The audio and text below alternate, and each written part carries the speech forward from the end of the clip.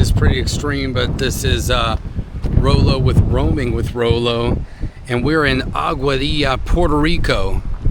Aguadilla, Puerto Rico, as I would say. And we're at the ruins of an old lighthouse here. This actually back here used to be a U.S. Navy SOSUS, so that's a sonar listening facility. You put hydrophones all under the water to listen for enemy submarines during the Cold War. Now, obviously, we would use them to listen to Russian and Chinese submarines, most likely, or anything else weird.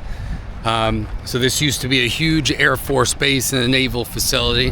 And up ahead of me, we have the ruins of an old lighthouse. So let's check that out.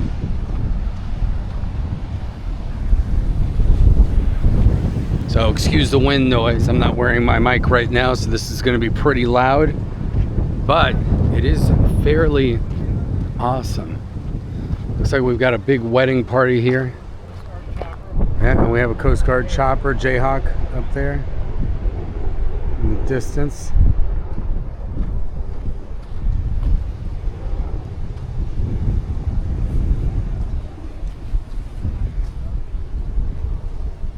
And they're trying to protect the beaches here.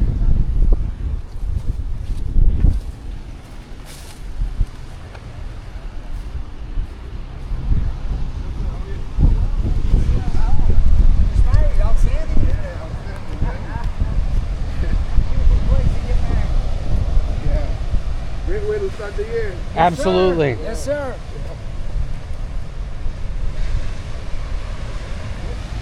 All right, we can see these are the ruins right here. This old lighthouse. Somebody just got married. Congratulations to them.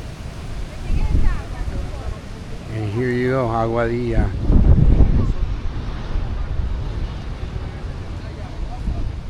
Not sure when this was built. We've got like an information board over here.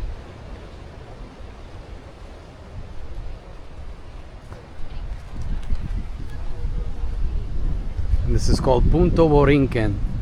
They got a lot of things to do. You can go hiking, mountain biking, ATVing, horseback riding, obviously down the beach. There is a couple of golf courses here, and it's all next. You can go kayaking. And yeah, it's got some cool stuff. So apparently this is how the lighthouse used to look right here.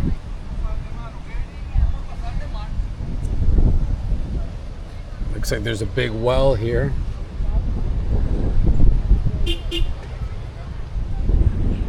And an old, this looks like a ceiba tree, which is one of the biggest trees in Puerto Rico. Or I think it is the biggest tree. Oh yeah, there is a lot to do here.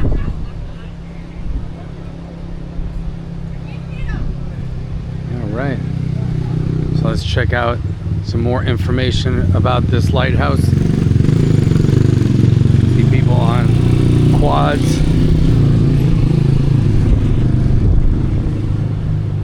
Here we have the lighthouse and some more information on the Ponderosa Lighthouse and the 1918 earthquake.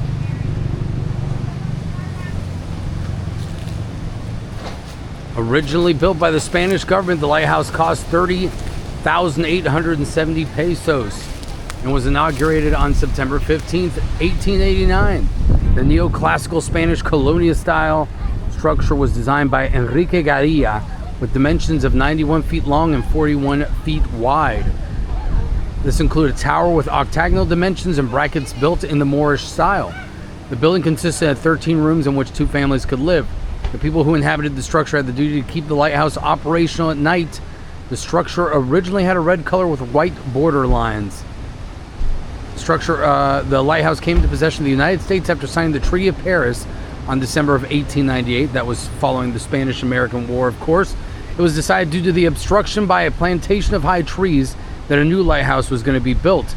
With an act of Congress on June 17, 1917, funds for a new Punta Borinquen lighthouse summing $85,000 was attained. On October 11, 1918 at 10:14 in the morning, an earthquake occurred with a magnitude of 7.5. All this happened before the United States government could carry out construction of the new lighthouse. Back then, at the time of the earthquake, the person in charge of this lighthouse was Mr. Francisco Cavalieri, accompanied by his wife and 3 small children. His great-granddaughter Ileana Fajardo recounts that some told him that Cavalieri's wife had a premonition minutes before the earthquake that something was not right. She noticed that the air was surprisingly compressed. The birds hushed and the family dogs began to bark wildly. She hurried out of the building, picked up the children, running inland. The lighthouse keeper who was descending from the tower reported that the water began to recede as the earthquake occurred and then returned to a height of 15 feet. Near Punta Agujerada, the height of the wave was between 18 and 20 feet, making their arrival 4 to 7 minutes after the earthquake. Today you can see the 1922 lighthouse, which was built in response to the old one. The lighthouse that still works is located 1 mile away from the original lighthouse. So we should be able to see it down from the beach. You can see some of the restoration and preservation work that they've made in this area to keep it a national park. And we'll go ahead and check out some of the ruins right here. Everybody's always got super cool Jeeps around here.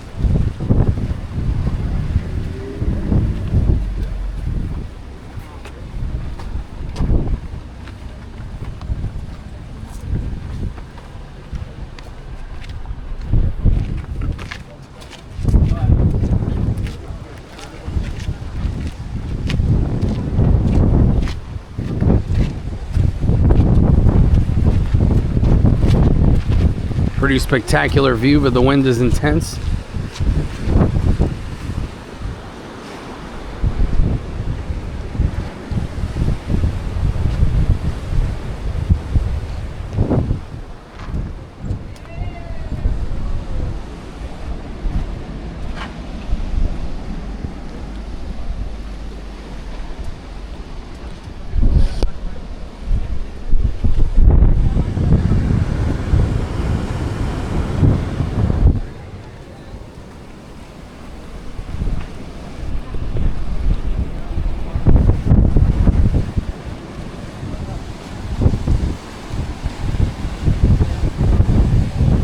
Paddling out there, surfing.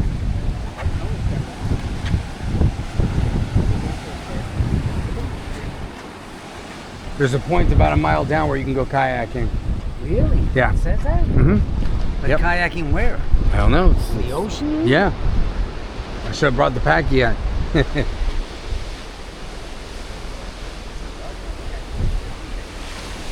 Got a few people surfing out there, a couple. Got the sea grapes over here.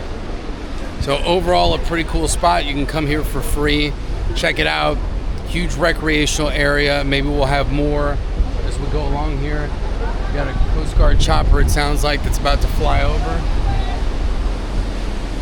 They're always around here. Yeah, there you go. They're flying in right now. Always doing patrols in the area for Homeland Security.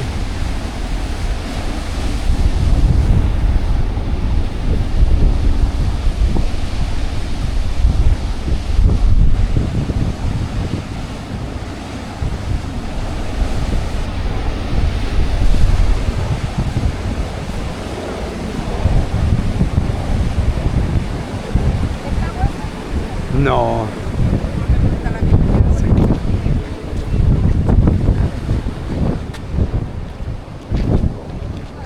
So yeah, pretty cool spot. This is Rolo with Roaming with Rolo. I'll show you a little bit more on these adventures this time from Puerto Rico.